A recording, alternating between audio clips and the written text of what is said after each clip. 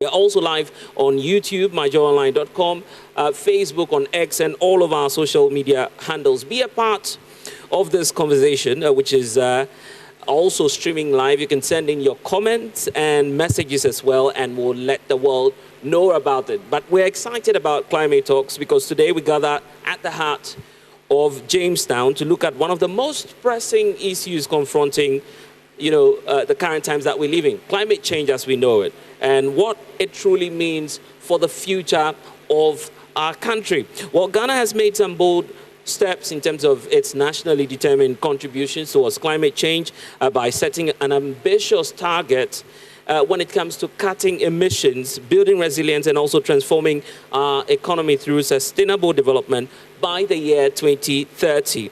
But achieving this goal, as we know it, is no small feat at all. It requires between 9.3 to 15.5 million United States dollars, which is at stake now for the country to raise and to build a strong climate financing strategy, private sector investment, and also global partnerships. That's why we're doing this today. Already, we know that the government of Ghana is taking some steps, building a number of partnerships, and also dedicating the climate finance division to tackling some of these issues at the Ministry of Finance and playing an active role when it comes to the V20 group as part of the international collaborations towards climate action. And that's why we are looking at the risks that are growing with extreme weather, agricultural losses, and other issues that are emerging, which we want to take care of with the Climate Talks series, which is coming in now. And today we're focusing on clean cooking. That's what we're doing today here at Jamestown. With this engagement, we're hoping and aiming to raise the awareness, bridge the gap between policymakers, and also make sure that the citizenry are actively participating in the exercise. We have a wide range of sector players who are joining us, and also we are delighted to be hosting the German ambassador who's leading the German mission here, the Ambassador Daniel Kroll, who will be making a statement shortly. But if you're excited as I am, ladies and gentlemen, please give a round of applause.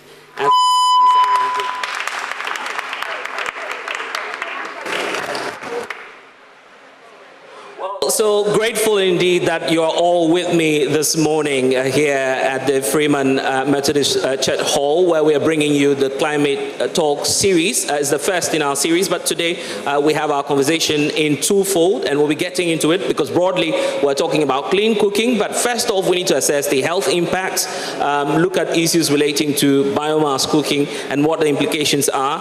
Then we'll also be looking at the financing, which is a critical aspect that will be going in shortly. I'll tell you about our guests helping us to do the conversation, but we want to make this as inclusive as possible. So whilst we're having our conversation in English, we're also making it possible for other audiences to also be a part of this. And I'm excited to bring in my colleague Eko Sam, who's in the audience with us. Eko, just give us a sense of what we've been saying so far in Ghana so that our audiences can also be carried along. All right, thank you very much, Blessed. The final show me Eko Sam, minutu energy, no fenoni abari blofumi machon kayagami couldn't offer money you be anuishi. Blessed, basically what I've told them is that whatever will be discussed here will be translated into Ghana, so they all know what is happening. Over to you again, Blessed. Indeed, and a few acknowledgements as we begin our conversation for this morning. We have our traditional leaders in our midst as well, so a few acknowledgements going out to them. We have Jasiche of Jamestown, Mante Agbona. We also have the Jamestown Manye, as well as the Asafwache of Jamestown. So please, a round of applause for our traditional leaders who are joining us this morning in the audience as well. We're indeed grateful for your time. And as we go on, there'll be more acknowledgements that will be going on as we proceed. Of course, as custom demands, we will be doing activities in line with tradition, and we welcome you, especially our traditional leaders. We also have the Environmental Protection Agency joining the conversation. We have the Energy Commission represented here, members of civil society, the Ghana Alliance for Clean Cooking. They are also joining the cause to push the agenda for clean cooking. It is indeed a joy to have you join as well from civil society. And as we go on, we'll be doing some more acknowledgements. But here at Joy News, we're excited to be enjoying that strong support and partnership from the Embassy of the Federal Republic of Germany here in Accra. And that's why very shortly I'll be bringing in the German ambassador, who will be giving us a brief word as to why the climate talks is starting. But first though, I want us to hear from leadership of the multimedia group as well. Happy to be introducing to you Francis Fifi Kumsin, who is the General Manager, Joy Brands at the Multimedia Group. A round of applause for him as we hear a brief word from Fifi on this. Thank you very much. Your Excellency, the German Ambassador, Daniel Crow, Nime, Name, distinguished guests, ladies and gentlemen, good morning. On behalf of the Joy Brands and the Multimedia Group, I warmly welcome you to the maiden edition of the Climate Talks, an indeed wonderful partnership between Joy News and the German Embassy. We are deeply honored to collaborate on such an important national conversation, one that directly impacts the lives of every Ghanaian and contributes to our shared global responsibility. Today, we begin our climate-focused conversations right here in Jamestown in this historic Freeman Methodist Church auditorium. And it's a fitting place, I believe, to launch what we hope will become a powerful platform for dialogue and action.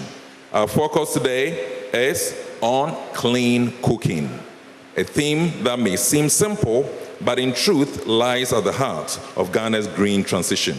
Clean cooking is about health, it's about sustainability, it's about equity, and it's about making our climate commitments, our national and nationally determined contributions, a living reality in our homes. As a media house, we understand the power of information to inspire change.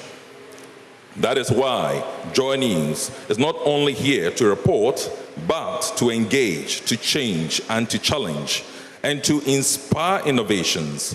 Through this Climate Talk series, we aim to bring real stories, real challenges, and real opportunities into the national spotlight. Let me express our gratitude once again to the German Embassy for their unwavering support and to all our stakeholders.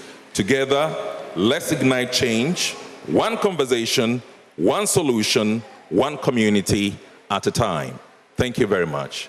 Ladies and gentlemen, Fifi Kumsin there, the General Manager, Joy Brands at the Multimedia Group. And in fact, words can just not express how grateful we are to the German people for supporting this good cause and for helping us to sustain the conversation on clean cooking, and not just clean cooking, but climate action. And that's why I'm excited to be introducing the next person who will be addressing us, the German ambassador here in Ghana, His Excellency Daniel Crow. You have the floor, sir.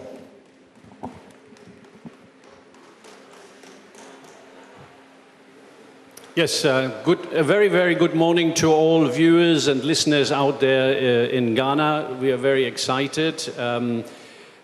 Please, may I recognize all traditional leaders here present, Queen Mothers. Thank you very much for joining us here and supporting us in this very exciting project. We are very happy to join forces with Joy News and start another series of our what we call climate talks. The main idea of this climate talks is that we believe that almost all knowledge is out here in Ghana. It just needs to be gain some more visibility and we would like to help to boost the visibility of all the activities we have here. The Clean Cooking Association, the people who are in the financial sectors, the NGOs, all actors, and of course, most importantly, all vendors, food vendors who are involved in the cooking process. With this, I would like to try to not waste more time and leave as much time possible for our amazing panelists. A great thank you to them as well. And with this, I would like to kickstart the first, the maiden event of the Climate Talks 2025. Thank you very much. And indeed, we are also grateful that you're supporting this course, the first in the series of Climate Talks here on the Joy News channel. And that brings us into the first leg of our conversation, focusing on clean cooking. What we need to do now is to talk about the health impacts, because there's obviously distraction happening, and we also need to take a look at how it impacts our health as well as the environment. So that's why we're having this first set of the conversation, right? And fortunately, I have my partner in crime joining me, Darrell Bosu, I like to call him. He's the Deputy Director for Arocha Ghana. We've been doing a lot of dialogue on issues relating to the environment, and that's why I'm excited. He's also on board for this project. So we drive home the message as to why we need this agenda champion to have clean cooking and to reduce the debt. Because if you look at the data and what it is saying about people we are losing prematurely to issues relating to emissions and, home-based, air pollution.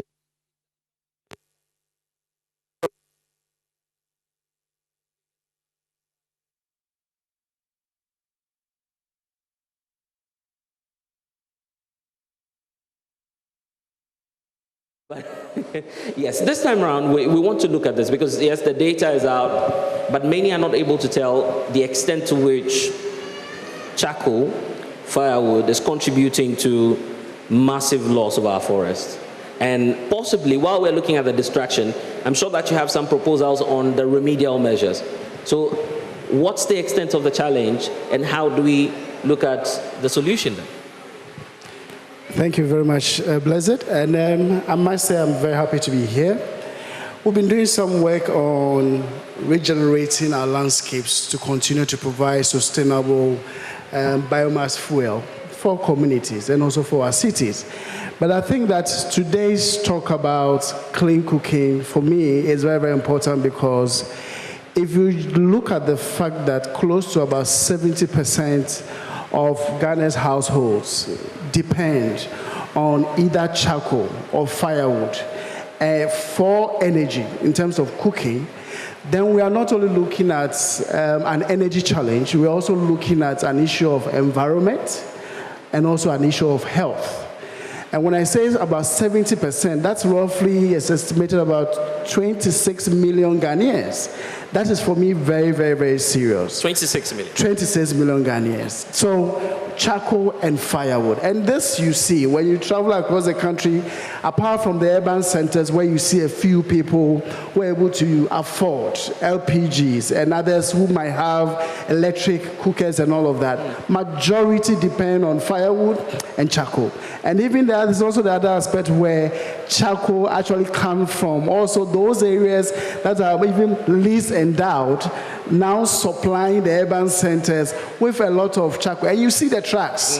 When you're traveling from the north coming down to Accra, you come across several tracks moving a lot of charcoal to the urban centers, Sunyani, Kofroidua, in the eastern region, Kumasi, Accra, and many places across. So that tells you that this discussion is very, very, very important, because it's at the core of health. It's also at the core of our environment. Now, you've made some mention of very key issues about the extent to which it is driving.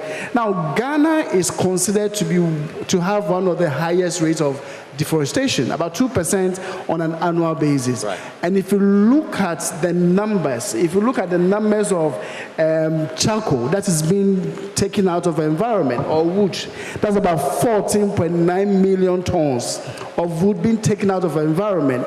the estimation already indicates that at the rate at which we are removing these things, if we don't take care like 2 decades, we are likely to lose a lot of the forests in the areas where charcoal production is coming from.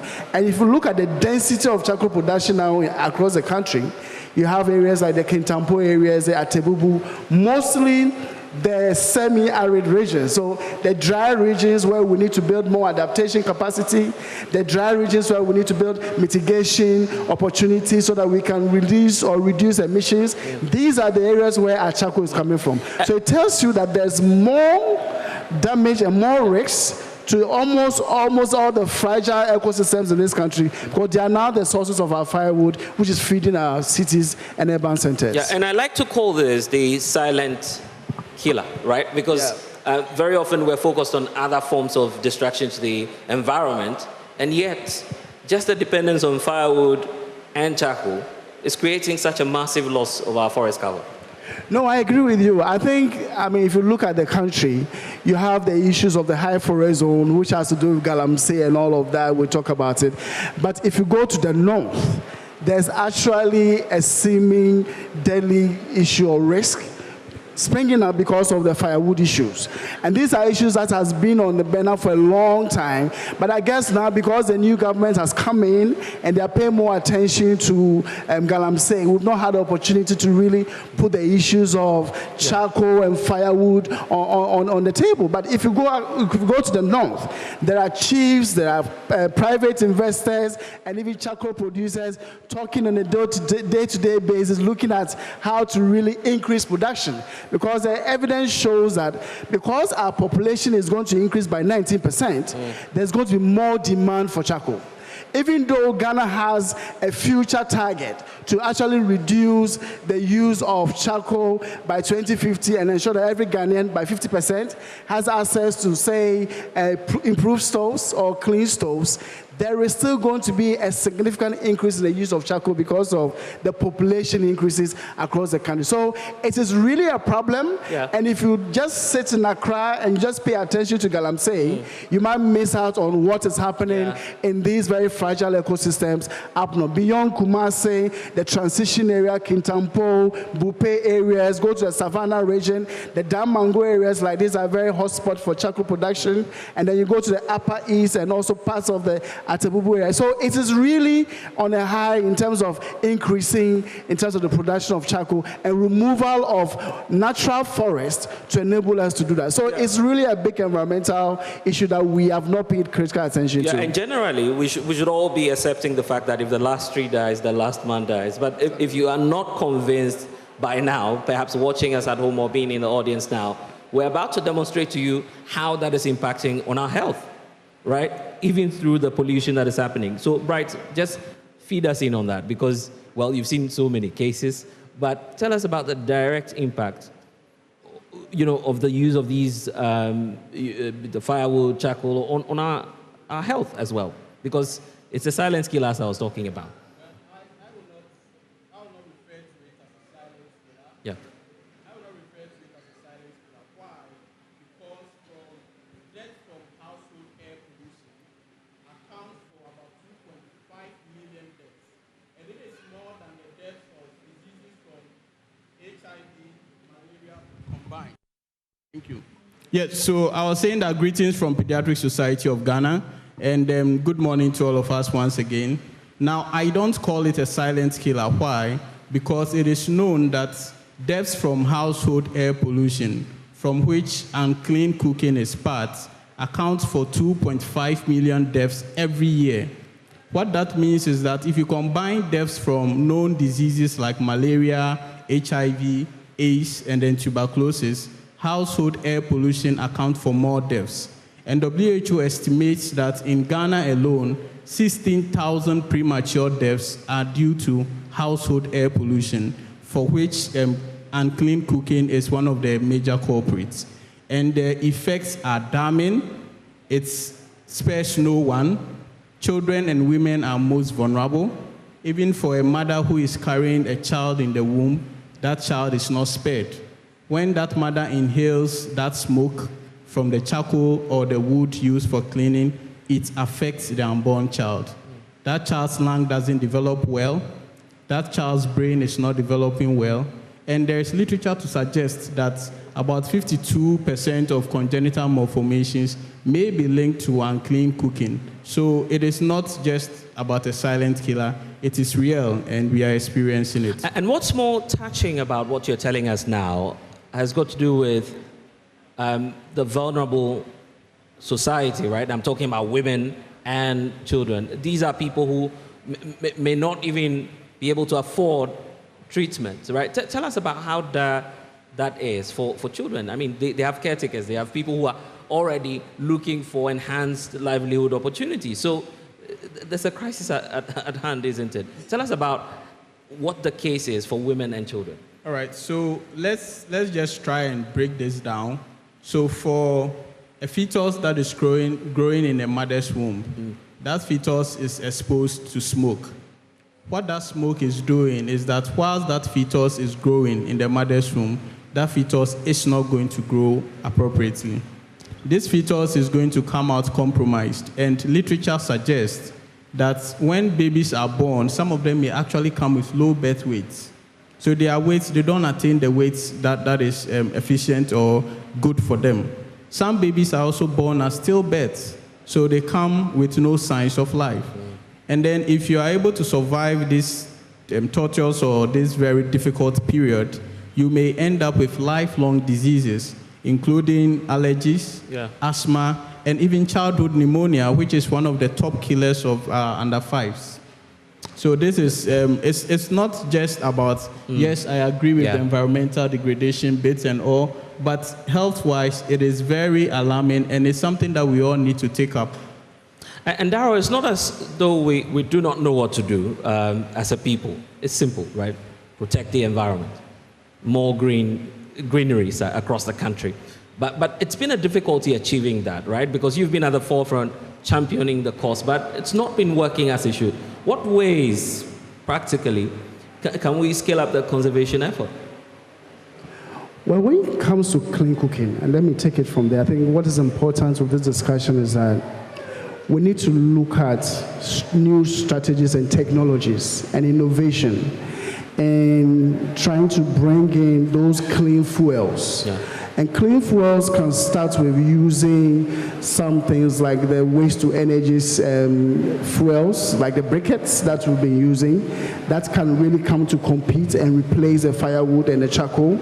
We can also bring in innovation in terms of the stoves that we are using. Right now, as you know, most communities, most households, and even where we are, what you see commonly around us is people using the firewood burners and smokers. We need to bring in those cook stoves that can really transform cooking by ensuring that people are able to use much more cleaner fuels. So we can use, for those who can afford within the urban centers, use electricity to cook. But of course, once you say electricity, it means you have to ensure that there's stability of electricity. Don't go there. I won't go there, but it's a very important. And interestingly, it's part of the vision of Ghana in looking at the energy transition to ensure that at least 50% of our urban dwellers are using electric cookers and all of that. So it's very important. So technology can help us solve the problem of ensuring environmental sustainability. Realizing also that there is need to provide some sort of biomass fuel, or what we call the solid biomass fuels, which is needed. There's already an energy mix. We use the electricity, we use petrol, we use all of that, and we use other forms of cooking, LPG, I need to say. We also need to start looking at really building back the natural stock that we are taking. And that is why interventions like restoration is very, very important. Regrowing, replanting, regenerating the environment is important. And we can also deliberately set up what I call woodlots. And this can be done on farms. That can be used as a way of restoring the environment. But what is important with this particular discussion is technology, innovation, and also really scaling up. If only a few people are using the cook stoves, if only a few people have access to LPG, then we are not really addressing the big challenge of health. Yeah. Because if you have over 29 million people depending on charcoal and firewood, then we have a long way to go in addressing that. One might say, let's deal with the supply end in making sure that there's availability of fuel, but it must be the right fuel being used by the right cooking equipment, and that will ensure that we reduce the risks to health and at the same time reduce the demand on the natural ecosystem. Because the firewood and the charcoal demands depend on the natural ecosystem. Then there's also other competing opportunities. I would say alternatives. Some people are making briquette from coconut husks. Others are making from rice husks. We need to open up the policy space and allow for private investment in these spaces. I know private companies who are trying to transform coconut husks, other waste to briquettes, opportunities and all of that, but they are confronted by challenges of policy limitations and also some taxes and all of that is not allowing them to transition. So I think all of these discussions are important. Then of course, Ghana is also talking about leveraging our natural gas opportunities to provide more LPG and all of that. We need to shore up some of these initiatives and contribute to reducing the pressure on the natural environment. So all of these needs to be put together. Innovation definitely is part of the solution, but I also want to hear from Bright in terms of what the health sector can be doing to just influence public choice, public lifestyle, around clean cooking. In what ways can we drive that? Because you've spoken about the likely health impacts. We need the solutions as well. Well, so thank you. Now for our mothers, happy Mother's Day once more. If you are still thinking, how does this clean cooking affect you? Now, this is the big one. WHO is estimating that if you are cooking with traditional methods, that's the woods, every day, it's like you are smoking 2 packs of cigarettes a day. So if you are with the smoke, you are taking in 2 packs of cigarettes a day. Now, just combine it with all the hours and days you have been spending in the kitchen, and then that should bring the message home. Apart from the cataracts, the lung cancers, and then even some has even linked it to breast cancers. So the effects are not just these few things that we've mentioned, but they are there. And even in pregnancy, and clean cooking can affect you. You could have hypertension in pregnancy and even anemia in pregnancy, and on top, you could lose your baby. What can we do? I think that as health workers, we all need to leverage on the knowledge we know about the effect of clean cooking and health, the benefits, and we have to drum this idea home. We need to talk about it in our own outpatient departments. We need to make videos about them, talk to people about it in languages that they can understand. We need to remember that prescription just doesn't end with medication, but prescribing clean air is one of the best medicines that can be given to you. And practically, as we are all here, you can just put your mind back at your kitchen. How well ventilated is your kitchen? Where does the smoke go to? Is your room well ventilated? If you doubt what unclean cooking does to you, go to our traditional kitchens, and you are going to see the black shoots, all those black things you see on the walls of your kitchen. This is what is happening to you inwardly. And this is why we have to take clean cooking as a necessity and act on it. And I want to believe that as an association, you're also going into the communities to help drive the education. And I'll come back to you. I know you have your take on that. What we want to do as well is to include our audience, both online and here in the auditorium. So I'll be handing over shortly to my colleague Sam to just take some more questions. But first, what Eko will do is to help our audiences understand what's been happening in English for the benefit of those who cannot understand what's happening. Eko, what do you have to share with us? Thank you, Blessed. So basically, from what Daryl and Bright have been saying so far is that ke nyekwe woni homo mi wohia mi ngai jino ni wokahwo ni pi ni no hu kokwa mi etwa ke won kumoche koni wona ngai no hu kokwa ewa wo ye akucho mlike ni bi ni ofio ni Dr. Bright etwa ke okwa mi ye ona ke ote okichi no okwa mi ye ona ke Jeme ewodum. Echon na kanoni ya o system emi. Eja keke wo honi ye wo hani koyo ayi wakechi na emi. Ni chon wo ye mi ke laso ehun bote wo mi. Ni da na ko ke ngai honi ye efe etuma o shele cigarette pack enyo. Ewo noni echonji laso eke ni bi ehun ewa wo. Tuntun eke ohie ho. Ibanye gbona. Ahun ibanye gba gbeke ni yo muzu ehun ibanye egba lehun na. Ono ni arioji asan wo chake boni wo ho ni ye. Asani wo je wo domo ye ngai keche ni wo kesu ola ni wo ke ho ni ye mi ye. Koni akwe nonisa ni akeba ho ni. Blessed. Yeah. So let's do some of the questions. Perhaps Darrell and Bright will help us break down the issues. Eko, let's move around a bit. Can you take what's your name? Some questions and then we can. Can you watch an imagination? Any new drone no. Ke oye sane no ba bi o fa ne no woni ne no. Ni mabo onwo ni obi sane keke no fe no ni yo aba chomli. Inyami konkron hu ye se lehu oba ye ngoni lehu e cho fa ne ko ye bia ni oye sane ko no ba bia woni ne no. So while we wait for the questions, Bright, you're just about taking the question on driving education and how you've been going into the communities to educate more people. Yes, so I'm happy to say that the Pediatric Society has a climate subspecialty group, and this is going to be on top agenda. Let me just mention here that, whilst we were trying to put ideas and facts together for this particular engagement, I realized that there are tons of research that has been done. And there seems to be some disconnect with what researchers are finding and what is coming to us or what we know as health workers. And health workers, I think that we need to be engaged better. We need to know about health impacts of all this household air pollution. And then we also need to support research. And then we also need to include women and children in decision making. This is one of the things we don't do well. We are not engaging our women, we are not engaging our children.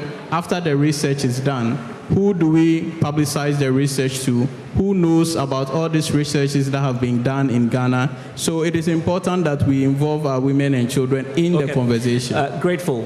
Eko, take it away. Great. So the woman has a question. Okay. What like what you sungai? Alo lai la su kan bi ya wo mi. Nko nyo e gba be ken. No bi ana mi important what that what use. Basically, she's asking what other options are available if you want them to stop using charcoal and firewood to cook. There are some kinkers and let's say who also have questions. Let me go to them. Bianto ne no ne wiene wonche wana hemi hye wa chino no wota wodi no poten ni wo ba yusu ni ba je ne ke lai ke ngai ke ni bi ne ogbefangbe wonta woli. Similar to what was asked earlier, there was a hand here. If I know okay, yes, and a bit more here. I don't know any here. Okay. Blessed. Okay, there are more questions here. If I know Tishini Anabu.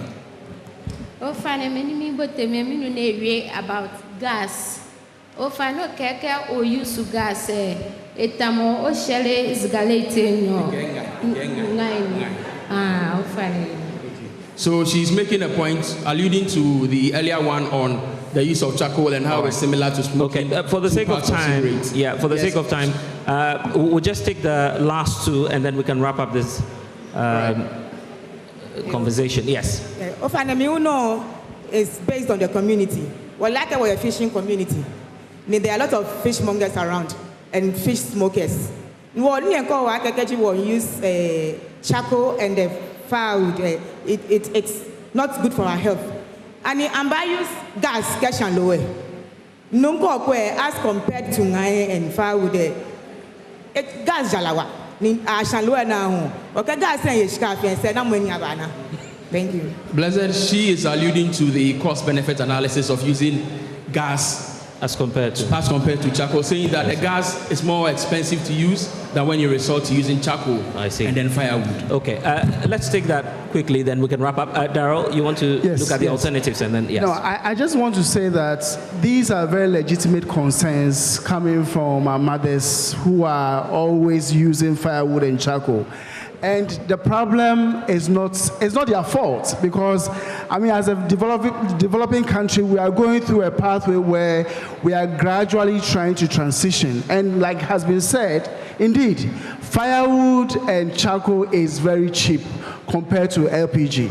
But what we are saying is that let us all gradually transition. And I must say that the government itself has plans to work with us to make this transition.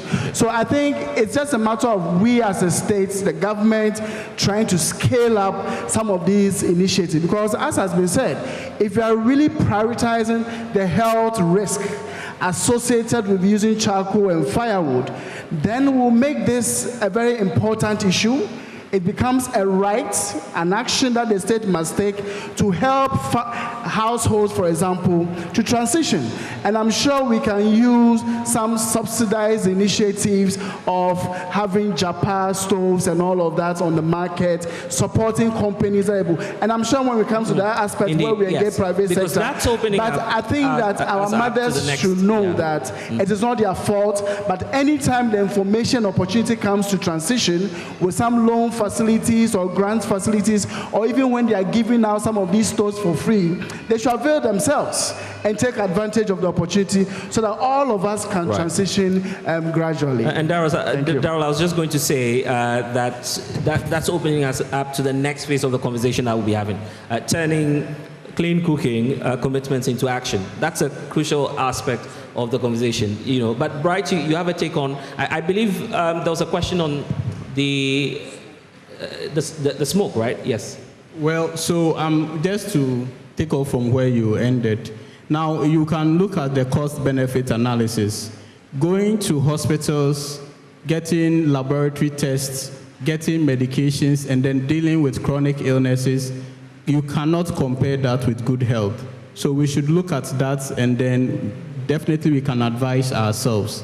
The new cooking stoves that are available, it uses less wood, and it's said that it can save up to 50% of the wood we are using currently. So if we give it a chance, it burns better, your food gets cooked the same way. So if you give it a chance, it goes a long way to help save our planet as well. Right. And all this, we should remember that we are keeping this planet not for ourselves, but there are generations that are going to come after us who are also going to depend on this same planet that we are depending on. Okay, I'm grateful to you both, gentlemen, for joining us this morning. But before I let you go, Eko, we need to explain what the answers have been to those who've asked the question.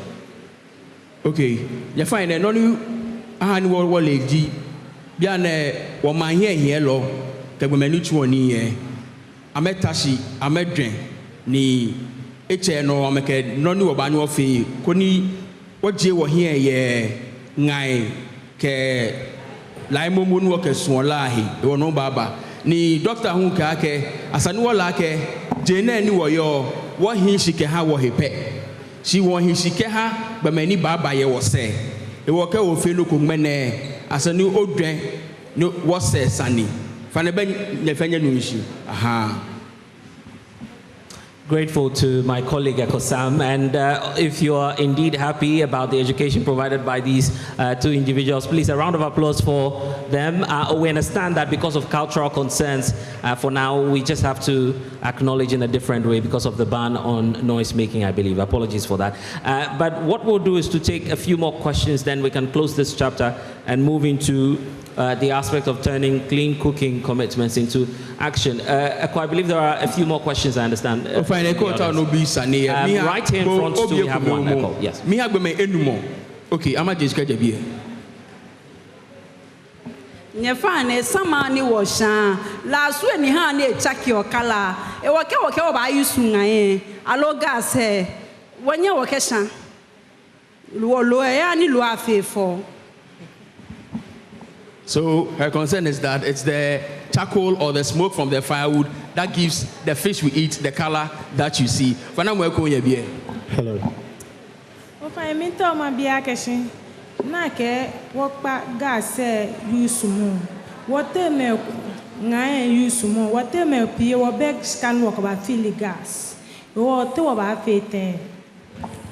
same cost benefit economic analysis. Moko ye bi e kele nwe bi e tafa de mi ba bi e no. Okay. Of miun shalo. Keji bino ayu ole ni oba na no ko nu wa nya wo ke shalo e. Nu ele okay, ke wo na le oba nya wo isu wo la ni wo use wo no. What when Echo would have to come right in front because there are questions here. Yeah, so let's do the final one in front. Okay. Because of time, yes. So let's do that. All right. Let me get them to answer what has been asked, and then we can move on from there. Right. Okay. So I believe yes, we'll deal with the. Yes, I mean the questions that are coming is more about the kind of technology available to them, if they are going to keep using the charcoal or the firewood. I know that there are technologies with smoking kilns, and these are available. I know the Germans are being supported with that. I'm sure, I'm positive that maybe after these climate talks, we are going to really look at getting some of these technologies out there. And like I said, if it avails to them, they should really rush for it, because this is the opportunity we have. We can't keep using the traditional Swiss stoves that we are used to, the firewood and the charcoal as we are used to. And some of the smoking, materials they use is not even very helpful. Yes, we know about the smoke giving the fish that particular dark color, but it doesn't really add quality to the food. Let's pay attention to quality rather than the outlook. So we really want to encourage them that there are improved kilns for smoking fish that I believe that they can also, and I believe this we have to do more work in terms of awareness and getting information to the ground on what they can use. Right, let's do one more, then we wrap up then.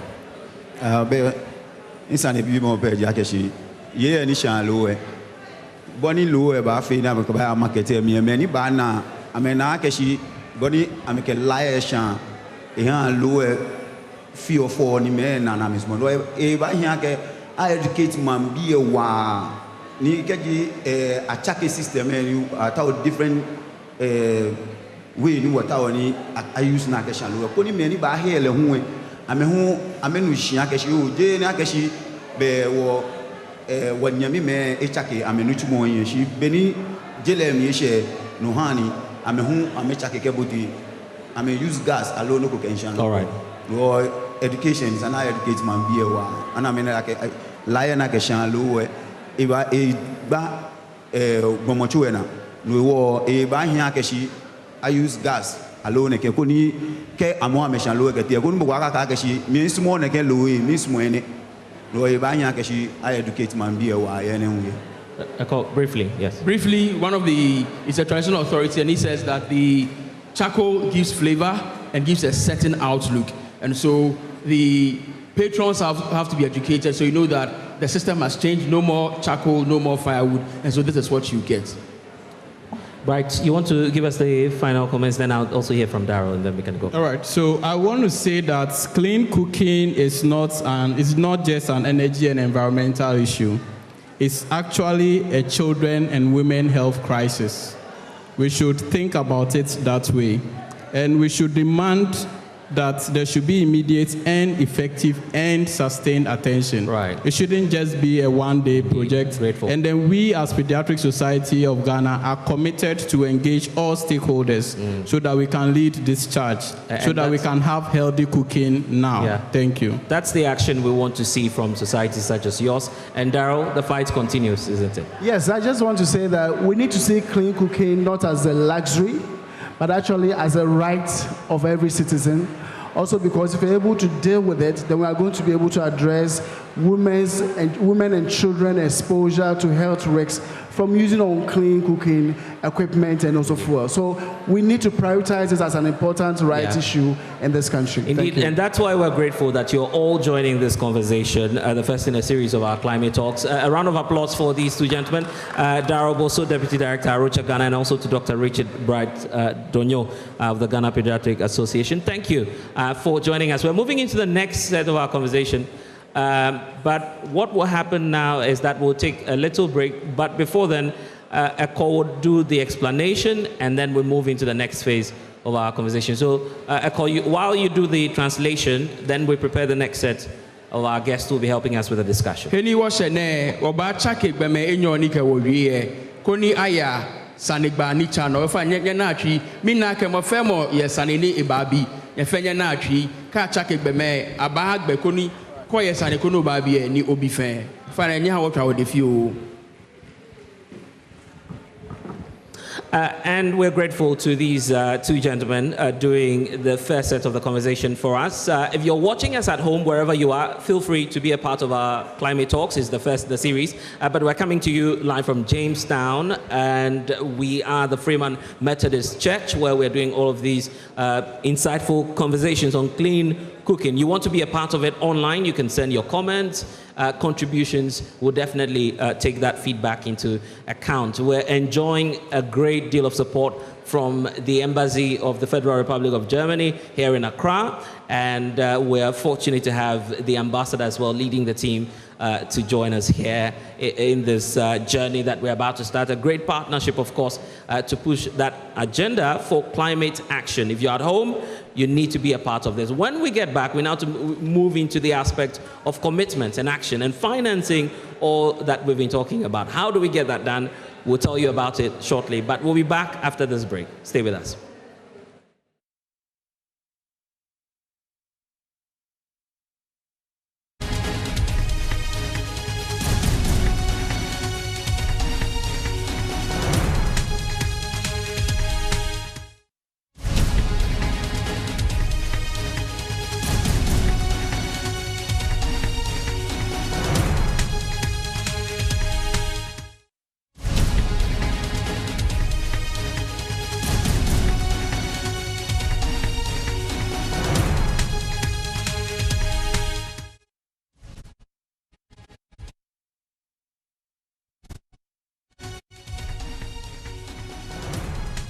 Coming to you live from Jamestown. We need to wind up the conversation, but we cannot go without hearing about, the action. The action is what we want, not just talking about the problems, but committing to the solutions as well. We've heard about the impact on health, the environment, how, the pollution of the environment and issues impact directly on our health.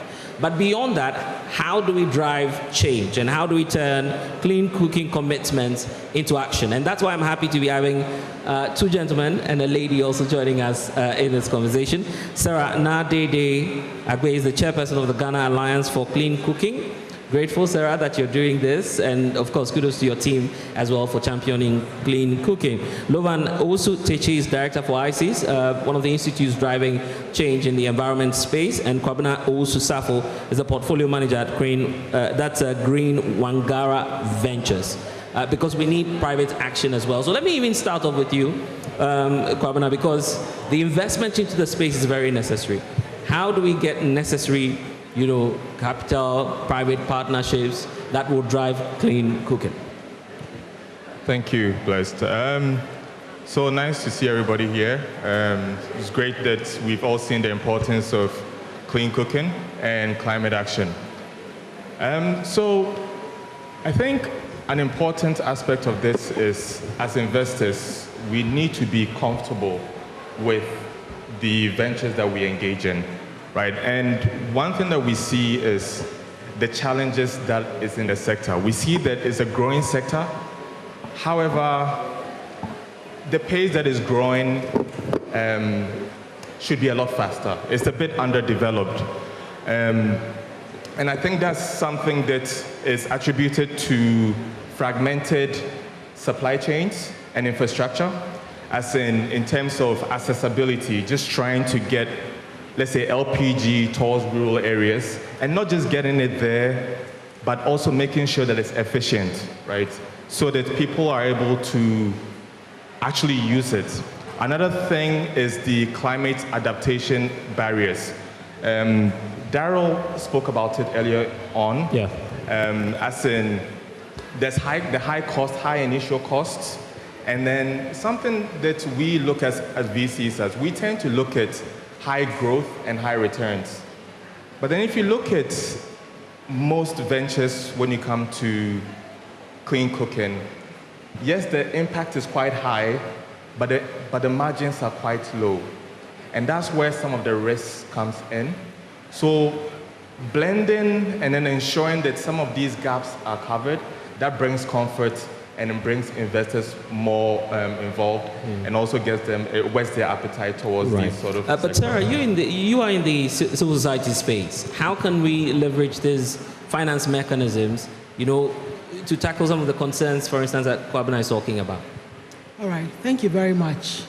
And I'll share GACO's experience, how we have received funding. The private sector have also received funding to push clean cooking in Ghana.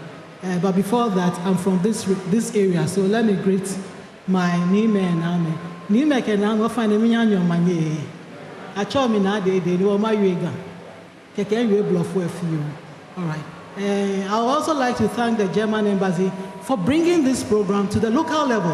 Yeah. Like you said, all that came up indicate that our local action is limited. And if Ghana would make impact, if our investments will make impact, then we have to go to the local level. I would say that GACO was established in 2012. And when we came in, there was no discussion on clean cooking. But the World Bank organized a meeting, and after the meeting, the alliance was formed. And coming from the alliance, I would like to say that we have seen changes.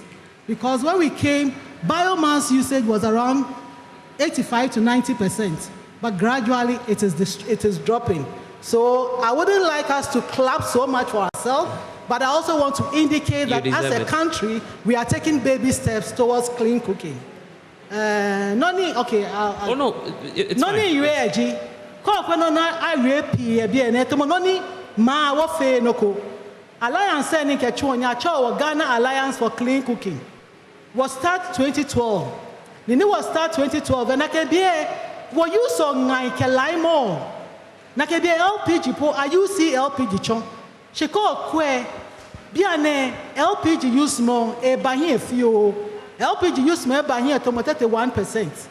Ke ka gbe na me ko me bia ke lai ni wo ke shelio wo ke shan lo ke ni bia san ni wo pa lo. O fa na nye pa. Nye ba nye use she bia na wo ye technology. Wo ye stoves ko me ni ke wo use a minimum a use lipe. Ona lo na ke no me ko me po use gas ke shan lo e. She na ke technology actually ahuto technology. Ministry of Fisheries ke SNV boy na ke technology. So that technology is there for the fishing community. O ngai wo ka ke shi pa ngai use mo. Sha ye stoves ko me na cha me japa. This stove say o na ke clay coming. Na ke stove ko you say ehani o ngai use mo ba shiwa.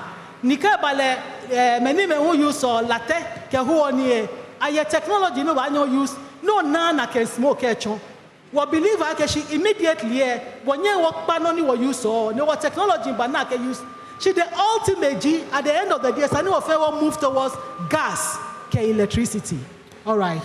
And so let's dig into the science because Lovan, you've been watching the space as well. How do we bridge that gap as well in terms of finances? Yes. Thank you very much, and greetings to the German embassy, and greetings to all of you, and Nana, good to see you.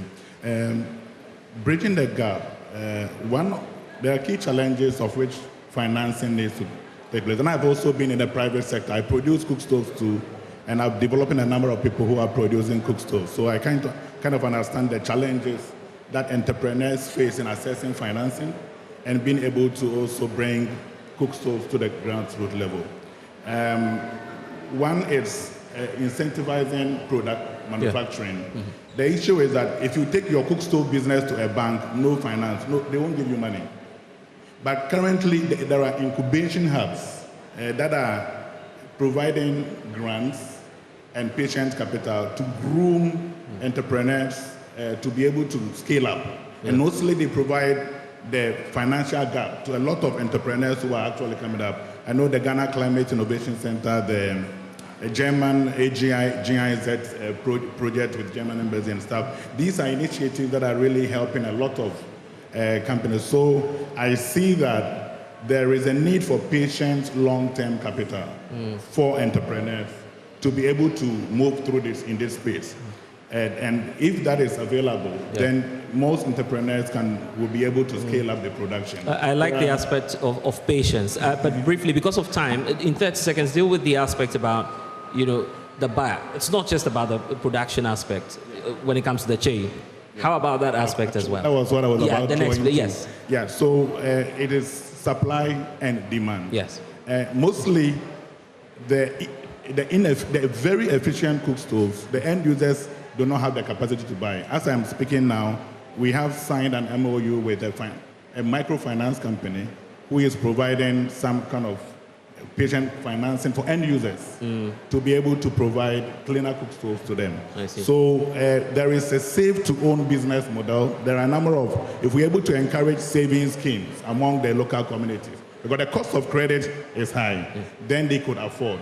Of course, also grants provide opportunity for a lot of rural end users to have access to it. And the last thing is possibly when there is carbon finance for the manufacturers, they are able to bring the prices down to ensure that rural end users either get it at a very affordable price or even for free. Yeah, and this is where I want to bring in Echo, because, at the start of the conversation, the audience were concerned about cost benefit analysis. That's what they were doing at their own level.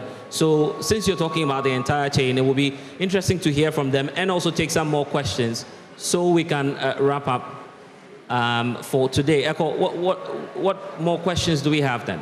Akago, ewo amenyani wole ake ametashi ni onupa wiake ameke microfinance company ko ewie koko oska ya to ejeme eke abanya habo loans no banyo ke ni bi ni koke ho ni e ebawa fale femo koni no ya ho aba ye wo manami ko ye sane ko no ta no bi e no wo ni no ko bi sane omu ele nche bo shi ko ye bi e no fe no na mewie ye bi e ko ye sane eko no ta no bi e nyanu beno no ni ncho nyan hihie no ni ncho ni se ono na wie na efe ko ye sane ko no ta no bi e here ni owo ni no oko ye sane ko ye bi e lo fanu ko ye sane ye bi e lo okay here be e benye fe nyan wie okay yeah okay all right. Hello, good morning. Please, I want to ask this question that my boss, the one in the middle with the spectacles, made a mention of.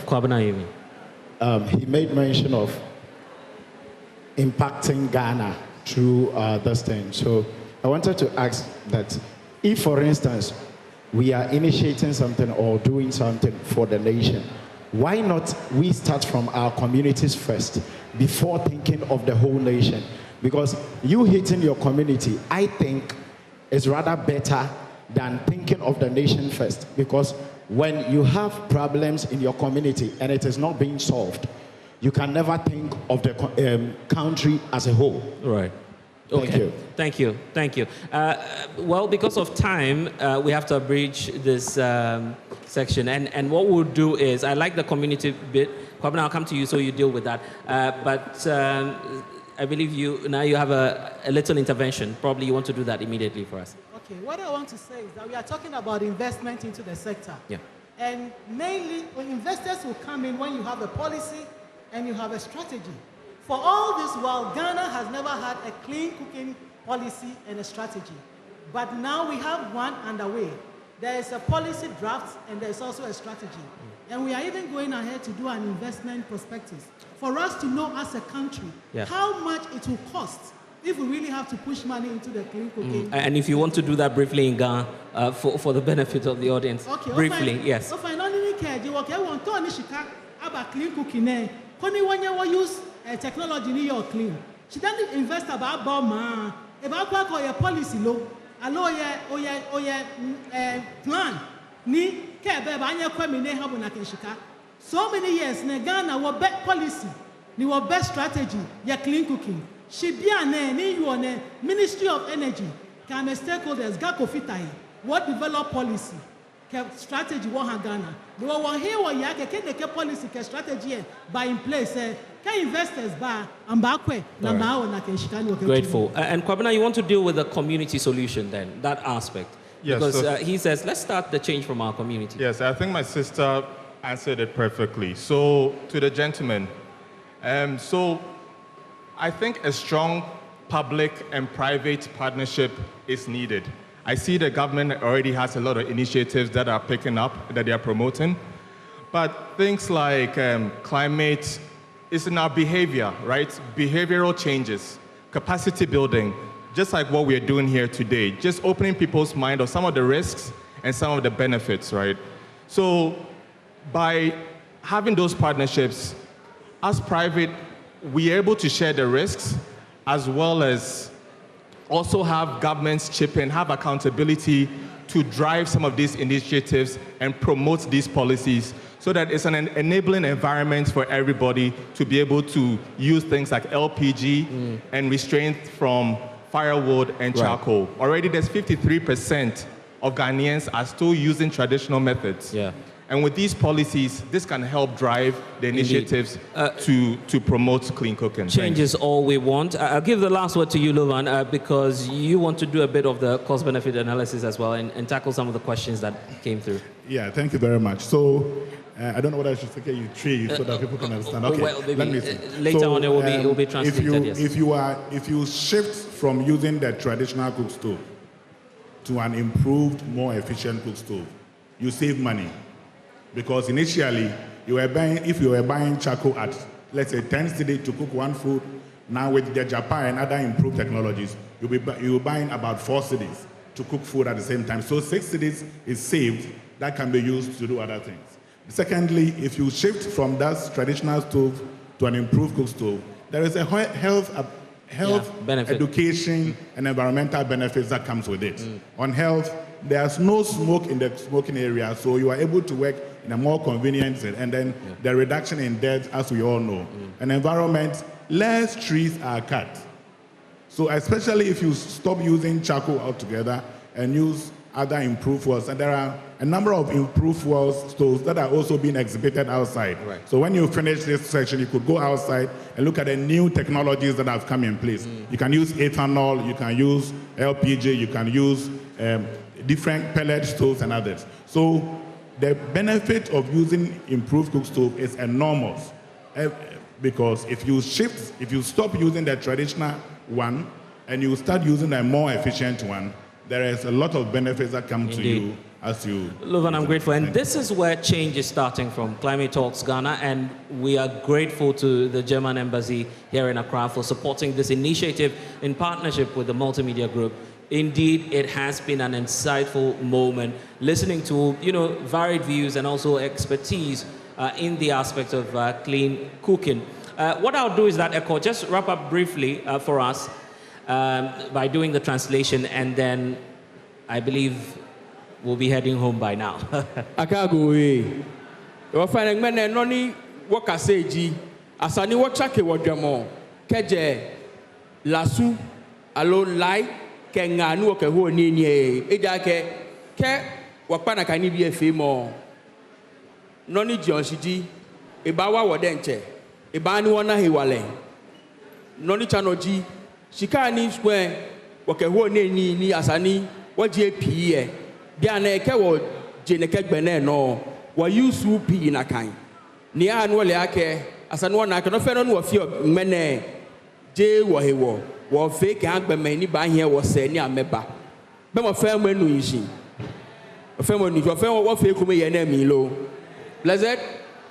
There's unity in the response. I guess our mission here is Indeed, and there's no doubt that Na has done a lot of justice to the topic by explaining in Ghana, obviously an indigene, a proud one, of course, and we're grateful that you are supporting this. Quite a great spot to be starting this, Jamestown, actually, the cradle of Accra, as it is called. Sarah Na Dede Agwe is the chairperson of Ghana Alliance for Clean Cooking. We're grateful to Luvan Osutechi, director of ISEES, and also, when I say ISEES, it sounds a bit scary, so let me say ISEES. That's what I mean by ISEES. And also to Kwabena Osusafo, who's a portfolio manager at Green Wangara Ventures, for joining us. Wangara Green Ventures. Yeah, indeed, for helping the conversation. But what's also happening right now is that on the flanks of this auditorium, you have a wide array of clean cooking solutions on display. So if you want to have a feel of how you can change from the old ways into this modern technology that we have for clean cooking, then of course you can, once we move out of the hall, you can have the benefit of seeing that firsthand for yourself. The next time you'll be seeing us, we might be in a community near you, because this is just the start of a series that we are bringing your way. Climate Talks Ghana, supported proudly by the German embassy here in Accra. And we're grateful to the ambassador also for spending time listening throughout the period. Please, well, we can't give a round of applause, but appreciation going out to the ambassador for joining. Hi, Blessed. Before you go, we want to hear from the EPA as well. Right. So before we go, yes, very briefly, let's hear from the Environmental Protection Agency and some more partners that are on board with us, and other organizations that are joining us. So please introduce yourself when you take the microphone, make a brief solidarity statement, and then we'll be wrapping up then. Thank you very much. My name is Peter Asiedu. I'm the Executive Director for Nature Foundation, and we work closely in Jamestown here. I'm happy to be of this initiative. My worry is that the transition is very important. However, the transition must be given a form of national incentives for the change to be very quick. Because change is, if you can hear what they are talking about, the change of the taste of the fish that they eat is even a problem. And if we want to also get that change to be effective, then there should be a way to motivate and to let them accept that change very happily. My other worry is what we can do as a nation to provide a strong green belt vegetation. Because it's not only about the cutting of the trees, but it's also about the effect it's having on agriculture. Last year, the North had very drastic environment because almost every tree there is being cut. We know the solution. All right. So let us try and put the solution in place so that it doesn't just become a talkative show. Thank you very much. We do EPA, I believe. We have EPA. Okay, right. Yes, but obviously the message is out there. So we're grateful that you've joined us from wherever, across on YouTube, online, on the Joy News channel, on our Sempar FM, our sister stations. We're grateful indeed to our guests and the audience for joining us here at the Freeman Methodist Church here in Jamestown. And obviously, as I was indicating, the next time you'll be seeing us, we might be in a community near you.